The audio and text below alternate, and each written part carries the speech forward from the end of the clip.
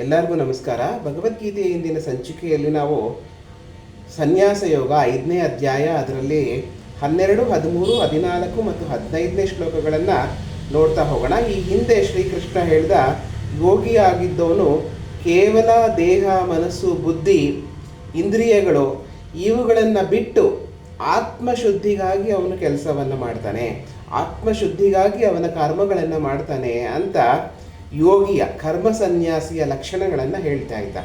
ಅದನ್ನೇ ಮುಂದುವರಿಸ್ತಾ ಶ್ರೀಕೃಷ್ಣ ಹೇಳ್ತಾನೆ, ಯುಕ್ತ ಕರ್ಮ ಪದಂ ತ್ಯಕ್ತ್ವಾ ಶಾಂತಿಮಾಪ್ನೋತಿ ನೈಷ್ಠಿಕಂ ಆಯುಕ್ತ ಕಾಮಕಾರೇಣ ಫಲೇ ಸಕ್ತೋ ನಿಬದ್ಧತೆ ಅಂತ ಶ್ರೀಕೃಷ್ಣ ಹೇಳ್ತಾನೆ. ಯಾರು ಆತ್ಮಶುದ್ಧಿಗಾಗಿ ಕೆಲಸ ಮಾಡ್ತಾನೋ ಅವನು ಯೋಗಿ ಅನ್ನಿಸ್ಕೋತಾನೆ. ಯಾರು ಈ ಥರ ಮಾಡ್ತಾರೋ ಅವರಿಗೆ ಮನಃಶಾಂತಿ ಇರುತ್ತೆ, ಅವರು ಪರಮ ಶಾಂತಿಯನ್ನು ಹೊಂದುತ್ತಾರೆ ಅಂತ ಶ್ರೀಕೃಷ್ಣ ಹೇಳ್ತಾನೆ. ಅಂದರೆ ಏನಪ್ಪ ಅಂದರೆ, ನಾವು ಈ ಕೆಲಸವನ್ನು ಇದಕ್ಕೋಸ್ಕರ ಮಾಡ್ತಾ ಇದ್ದೀನಿ.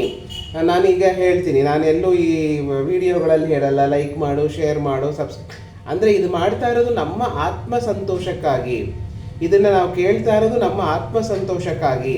ಭಗವದ್ಗೀತೆಯನ್ನು ನಾನು ಹೇಳ್ತಾ ಇರೋದು ನನ್ನ ಆತ್ಮ ಸಂತೋಷಕ್ಕಾಗಿಯೇ ಹೊರತು ಬೇರೆ ಇನ್ನೇನಕ್ಕೂ ಇಲ್ಲ. ಬೇರೆ ಯಾವುದಾದ್ರೂ ನಮ್ಮಲ್ಲಿ ಬರ್ತಾರೆ, ಇವರೆಲ್ಲ ಕೇಳ್ಕೋತಾರೆ, ಇವ್ರು ನನಗೆ ಹೇಳ್ತಾರೆ ಅಂತ ಅಪೇಕ್ಷೆಗಳನ್ನು ಇಟ್ಕೊಂಡು ಮಾಡಿದ್ರೆ ಮನಸ್ಸು ಶಾಂತಿ ಸಿಗಲ್ಲ.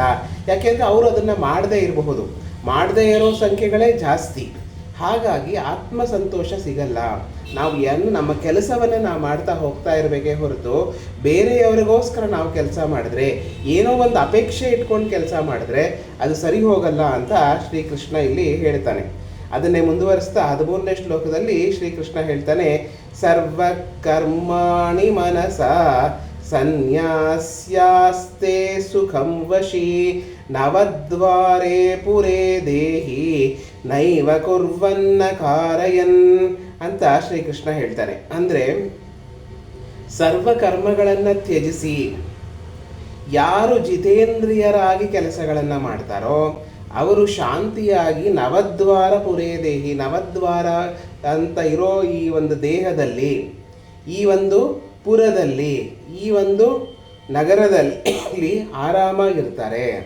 ಇಲ್ಲದೆ ಹೋದರೆ ಯಾರು ಇಂದ್ರಿಯಾಸಕ್ತರಾಗಿ ಕೆಲಸವನ್ನು ಮಾಡ್ತಾರೋ, ಇಂದ್ರಿಯಗಳ ಒಂದು ಬಂಧನಕ್ಕೆ ಒಳಪಟ್ಟು ಕೆಲಸ ಮಾಡ್ತಾರೋ ಅವರಿಗೆ ಶಾಂತಿ ಸಿಗಲ್ಲ. ಯಾವುದೇ ಒಂದು ಕೆಲಸವನ್ನು ಮಾಡಬೇಕಾದ್ರೆ ಆ ಇಂದ್ರಿಯ ಸುಖ ಅನ್ನೋದನ್ನು ತ್ಯಜಿಸಿ ಕೆಲಸ ಮಾಡ್ತಾರೋ ಅದರಿಂದ ಸುಖ ಹೊಂದ್ತಾರೆ. ಯಾವುದೋ ಇಂದ್ರಿಯ ಸುಖಗಳು ಯಾವಾಗಲೂ ಕ್ಷಣಿಕ ಮಾತ್ರ, ಅದು ಯಾವಾಗಲೂ ನಮಗಿರಲ್ಲ. ಯಾವಾಗಲೂ ನಮಗಿರಬೇಕಾಗಿರೋದು ಮನಃಶಾಂತಿ. ಆ ಮನಃಶಾಂತಿ ಬರಬೇಕು ಅಂದರೆ ಈ ಇಂದ್ರಿಯ ಸುಖಗಳನ್ನು ತ್ಯಜಿಸಿ ಕೆಲಸ ಮಾಡಬೇಕು ಅಂತ ಶ್ರೀಕೃಷ್ಣ ಇಲ್ಲಿ ಹೇಳ್ತಾನೆ. ಈ ಒಂದು ನವದ್ವಾರ ಅಂತ ಇರುವಂತಹ ಈ ಒಂದು ಪಟ್ಟಣದಲ್ಲಿ, ನಮ್ಮ ದೇಹ ಎನ್ನುವ ಪಟ್ಟಣದಲ್ಲಿ ಸುಖವಾಗಿರಬೇಕಾದ್ರೆ ನಾವು ಈ ಇಂದ್ರಿಯ ನಿಗ್ರಹವನ್ನು ಅಥವಾ ಇಂದ್ರಿಯಕ್ಕೋಸ್ಕರ ಕೆಲಸ ಮಾಡೋದು, ಇಂದ್ರಿಯ ಸುಖಕ್ಕೋಸ್ಕರ ಕೆಲಸ ಮಾಡೋದು ತಪ್ಪಾಗತ್ತೆ ಅಂತ ಇಲ್ಲಿ ಶ್ರೀಕೃಷ್ಣ ಹೇಳ್ತಾನೆ. ಅದನ್ನೇ ಮುಂದುವರಿಸ್ತಾ 14ನೇ ಶ್ಲೋಕದಲ್ಲಿ, ನ ಕರ್ತೃತ್ವಂ ನ ಕರ್ಮಾಣಿ ಲೋಕಸ್ಯ ಸೃಜತಿ ಪ್ರಭುಃ ನ ಕರ್ಮ ಫಲ ಸಂಯೋಗಂ ಸ್ವಭಾವಸ್ತು ಪ್ರವರ್ತತೆ.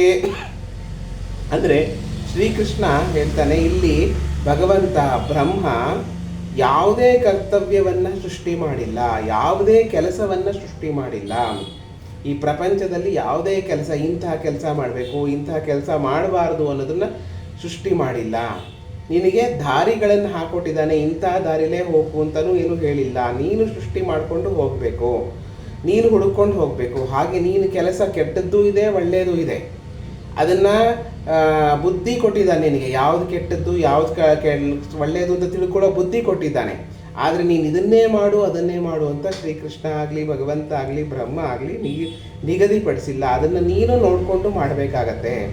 ಇದರಲ್ಲಿ ನೀನು ಒಳ್ಳೆಯದು ಕೆಟ್ಟದ್ದು ಅನ್ನೋದನ್ನು ಹೇಗೆ ತಿಳ್ಕೊತೀಯ ಅಂದರೆ,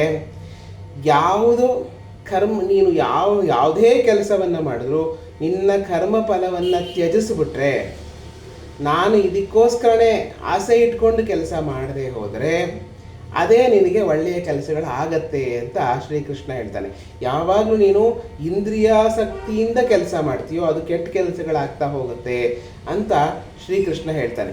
ಕರ್ಮ ಫಲವನ್ನು ಬಿಟ್ಟು ಕೆಲಸ ಮಾಡೋದು ಯಾವಾಗಲೂ ಒಳ್ಳೆಯದಾಗಿರುತ್ತೆ, ಅದೆಲ್ಲವೂ ಒಳ್ಳೆಯ ಕೆಲಸಗಳೇ ಆಗಿರುತ್ತೆ ಅಂತ ಶ್ರೀಕೃಷ್ಣ ಇಲ್ಲಿ ಹೇಳ್ತಾನೆ. ಅದನ್ನೇ ಮುಂದೆ 15ನೇ ಶ್ಲೋಕದಲ್ಲಿ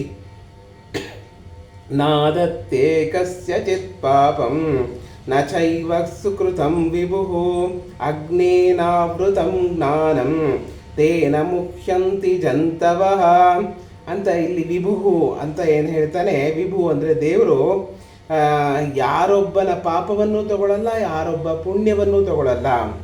ಅವನು ಜ್ಞಾನ ಅಜ್ಞಾನದಿಂದ ಮುಚ್ಚಲ್ಪಟ್ಟ ಒಂದು ದೀಪದ ಬೆಳಕಾಗಿರೋ ಥರ ಇರುತ್ತೆ. ಆದ್ದರಿಂದ ಪ್ರಾಣಿಗಳಲ್ಲಿ ಮೋಹಗೊಳ್ಳುತ್ತೆ ಅಂತ ಶ್ರೀಕೃಷ್ಣ ಇಲ್ಲಿ ಹೇಳ್ತಾನೆ. ಅಂದರೆ ಪುಣ್ಯ ಆಗಲಿ ಪಾಪ ಆಗಲಿ ಇಲ್ಲಿಲ್ಲ. ಏನಪ್ಪ ಅಂದರೆ ಒಂದು ದೀಪವನ್ನು ಹಚ್ಚಿಟ್ರೆ ಅದನ್ನು ನಾವು ಕಣ್ಣು ಮುಚ್ಕೊಂಡ್ರೆ ನೋಡೋಕ್ಕಾಗಲ್ಲ.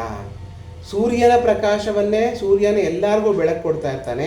ನಾವು ಕಣ್ಣು ಮುಚ್ಕೊಂಡ್ಬಿಟ್ರೆ ಸೂರ್ಯ ಕಾಣಲ್ಲ. ಕಣ್ಣು ಮುಚ್ಕೊಂಡ್ಬಿಟ್ಟು ಸೂರ್ಯನೇ ಇಲ್ಲ ಅನ್ನೋದು ತಪ್ಪಾಗತ್ತೆ. ಹಾಗಾಗಿ ಇಲ್ಲಿ ಯಾವುದೇ ಪಾಪಕ್ಕೂ ಪುಣ್ಯಕ್ಕೂ ದೇವರು ಹೊಣೆ ಆಗಲ್ಲ. ನಿನಗೆ ಆತ್ಮಸಂತೃಪ್ತಿಯೇ ಇಲ್ಲಿ ಮುಖ್ಯವಾದ ಒಂದು ವಿಚಾರ ಆಗತ್ತೆ. ಅದನ್ನು ಮನಸ್ಸಲ್ಲಿಟ್ಟುಕೊಂಡು ಎಲ್ಲ ಪ್ರಾಣಿಗಳು ಕೆಲಸ ಮಾಡಬೇಕಾಗತ್ತೆ ಅಂತ ಶ್ರೀಕೃಷ್ಣ ಇಲ್ಲಿ 15ನೇ ಶ್ಲೋಕದಲ್ಲಿ ಹೇಳ್ತಾನೆ. ಇಷ್ಟು ನೋಡ್ತಾ ಇಂದಿನ ಸಂಚಿಕೆಯನ್ನು ಇಲ್ಲಿಗೆ ಮುಗಿಸೋಣ. ಮುಂದಿನ ಸಂಚಿಕೆಯಲ್ಲಿ ಮುಂದಿನ ಕೆಲವು ಶ್ಲೋಕಗಳನ್ನು ತೆಗೆದುಕೊಳ್ಳೋಣ. ಎಲ್ಲರಿಗೂ ನಮಸ್ಕಾರ.